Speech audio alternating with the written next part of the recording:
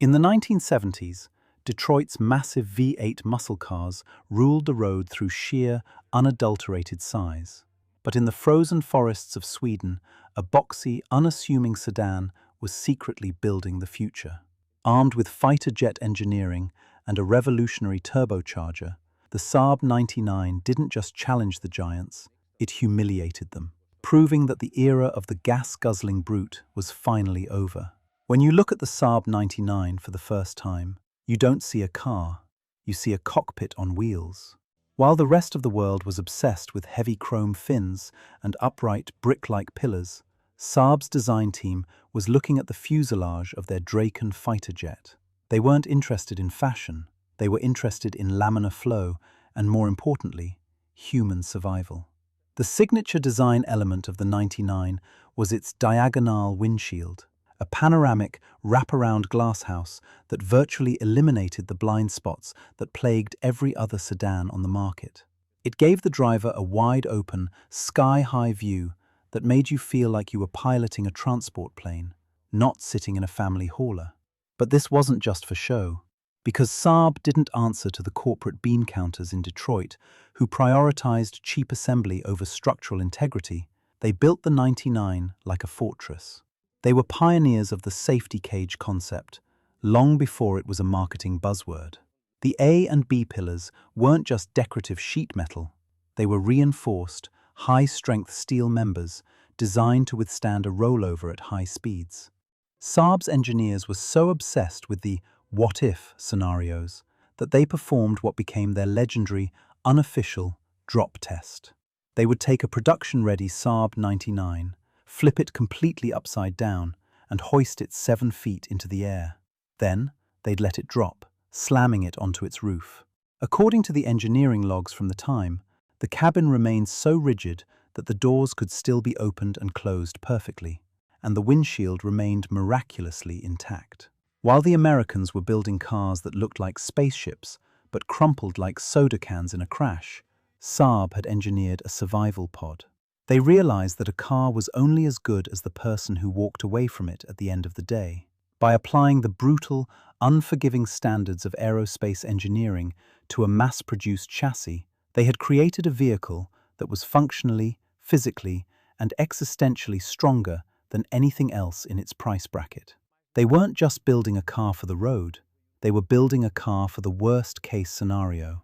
If the exterior was a tribute to aviation, the mechanical layout was a direct insult to every conventional automotive engineer in Europe. In the late 1960s, if you were building a mid-size sedan, you followed the rules. Engine in the front, transmission behind it, and a drive shaft running through a massive tunnel in the middle of the floor to power the rear wheels.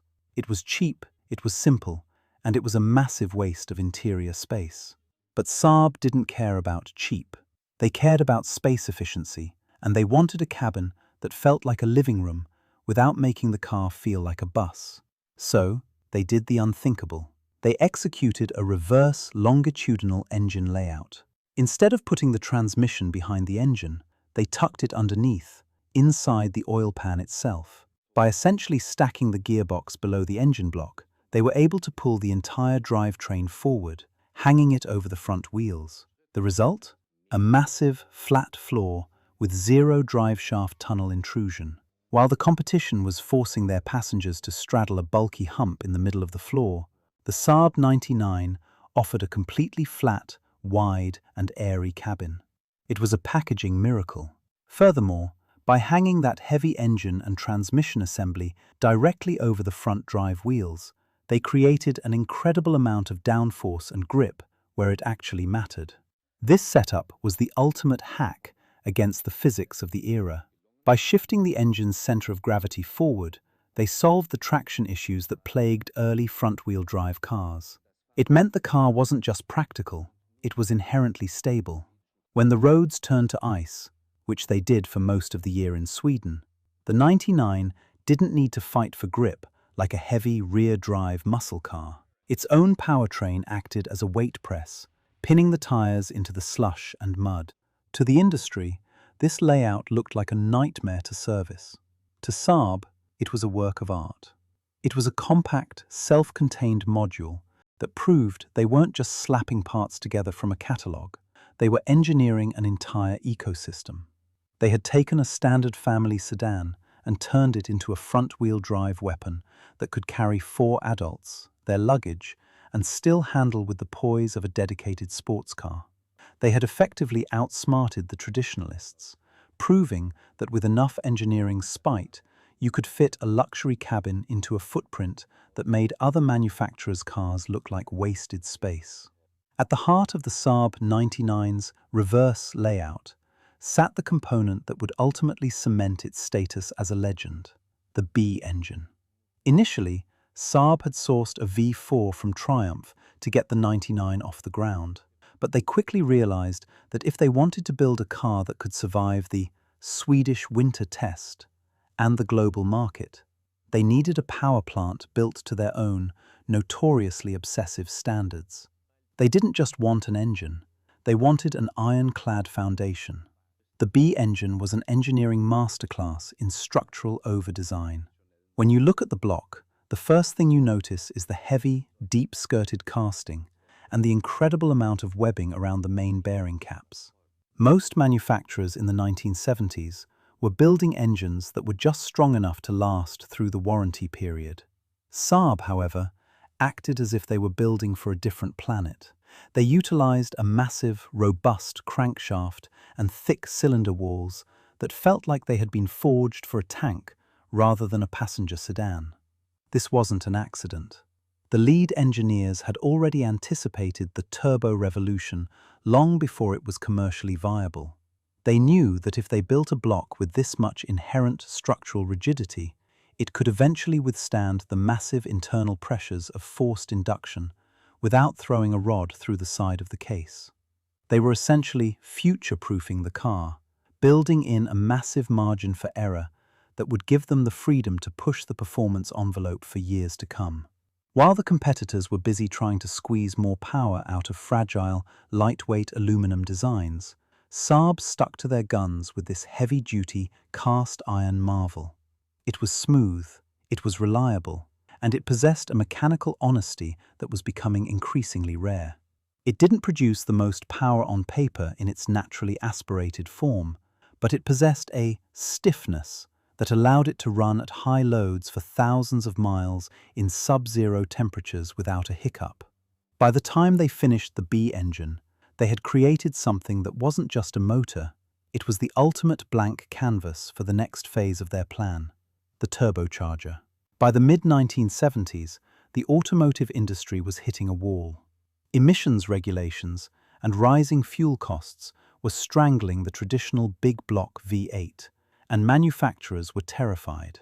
They had 2 choices: produce gutless, economy-choked engines that were miserable to drive, or find a way to make small engines punch way above their weight class. While the rest of the world was experimenting with complicated, unreliable electronic fuel injection, or just giving up on performance entirely, Saab decided to do something that, at the time, was considered absolute madness. They brought the turbocharger to the masses. In 1978, they launched the Saab 99 Turbo. At the time, turbochargers were viewed as a mysterious and unpredictable technology in the racing world. Fragile, laggy, and prone to turning engines into expensive piles of scrap metal. Most engineers avoided them like the plague because of the all-or-nothing power delivery. You'd put your foot down, wait 3 seconds for the turbine to spin up, and then get hit with a violent, uncontrollable surge of power. It was dangerous, it was unpredictable, and it was entirely unsuitable for a daily driver. But Saab's engineers weren't race mechanics, they were aero engineers. They looked at the turbo as an airflow problem, not just a power adder. They meticulously refined the wastegate system and the intake manifold geometry to ensure that the boost came on in a linear, predictable curve. They didn't want a bang of power. They wanted a surge of torque that started in the mid-range, exactly where you needed it for passing on a highway or pulling out of a snowy corner. They even introduced a boost pressure gauge on the dashboard. It became the ultimate enthusiast accessory. For a generation of drivers, Watching that needle sweep into the yellow and red zones as the turbo spooled up was a transformative experience. It changed the entire philosophy of the car. You no longer needed displacement to feel speed. You just needed the right air pressure. They had taken a piece of specialized track tech and refined it into a tool of everyday performance, effectively ending the reign of the V8 before the rest of the world even knew how the trick was done. The true genius of the Saab 99 Turbo wasn't found in a glossy brochure. It was found in the mud, the gravel, and the ice of the World Rally Championship. When the 99 Turbo hit the rally stages, it was met with condescending skepticism from the big-budget factory teams. They looked at the boxy Swedish sedan with its odd, reverse-mounted engine and its toy four-cylinder motor, and they laughed. They were confident that their massive rear-wheel drive V8s would simply overpower the Saab on the straights and dance circles around it in the turns. But as the rally progressed, the Rocket began to rewrite the laws of the stage. On the narrow, slush-covered passes of the Swedish rally, the physics of the V8 started to work against it. A heavy, rear-drive muscle car with hundreds of horsepower has a massive problem. It's effectively trying to push a giant, heavy stone with a wet stick. The moment the driver tried to put that power down, the rear wheels would break traction, the tail would swing wide, and the car would dig itself into the bank. They were constantly fighting their own weight and their own torque. The Saab 99 was the absolute antithesis of this struggle. Because the powertrain was hanging directly over the front wheels, the car didn't just steer, it pulled. The moment a driver like Stig Blomqvist stomped on the throttle, the turbocharger would spool, the torque would peak in the mid-range, and the front tires would dig into the surface with surgical precision. It didn't spin, it clawed. Even more revolutionary was how the 99 handled corners. While the V8 drivers were busy wrestling with heavy steering boxes and fighting severe understeer, the 99 driver was using a technique that would eventually become the industry standard: left foot braking. They could keep their right foot pinned to the floor, keeping the turbo spooled and the boost pressure steady, while using their left foot to drag the rear brakes. This allowed them to lock the rear axle just enough to rotate the car into the apex, then immediately release the brake to let the front-wheel drive pull the car out of the turn at full throttle. The Saab 99 proved that smart engineering could beat raw horsepower. While V8 muscle cars dominated straight roads, the Saab excelled where it mattered most, on challenging rally stages and icy conditions. Its turbocharged efficiency, advanced safety, and intelligent design redefined performance, proving that innovation could outperform brute force. More than just a sedan, the Saab 99 helped shape the future of modern turbocharged automobiles.